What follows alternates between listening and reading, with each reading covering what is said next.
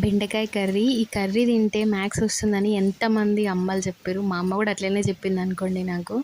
అదంతా పక్కన పెడితే ఈ జిగురు లేకుండా మాత్రం కర్రీ ఎలా చేయడమో చెప్తా. స్టవ్ మీద బాండి పెట్టుకొని ఆయిల్ పోసుకోవాలి. ఈ కర్రీకి ఆయిల్ ఎక్కువ పడుతుంది.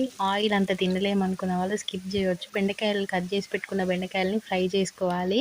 ఫ్రై చేసుకున్న తర్వాత అదే ఆయిల్లో జీలకర్ర, ఉల్లిగడ్డ, పచ్చిమిర్చి, కరివేపాకు ఇవన్నీ ఫ్రై చేసుకొని కొంచెం అల్లం వెల్లుల్లి పేస్ట్ అండ్ అట్లనే పసుపు వేసి బాగా ఫ్రై చేసుకున్న తర్వాత టమాటాలు వేసుకొని ఉప్పు వేసుకోవాలి. అవి కూడా కొంచెం సేపు మగ్గిన తర్వాత కారం, ధనియా పౌడర్, గరం మసాలా పౌడర్ ఇవి కూడా వేసుకొని ఫ్రై చేసుకోవాలి.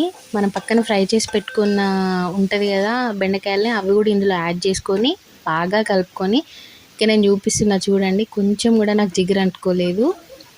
అట్లనే అవన్నీ బాగా మగ్గించుకోవాలి. అవి మగ్గిన తర్వాత కొత్తిమీర యాడ్ చేసుకొని బాగా కలుపుకోవాలి. అంతే, 15 మినిట్స్లో కర్రీ రెడీ అయిపోతుంది.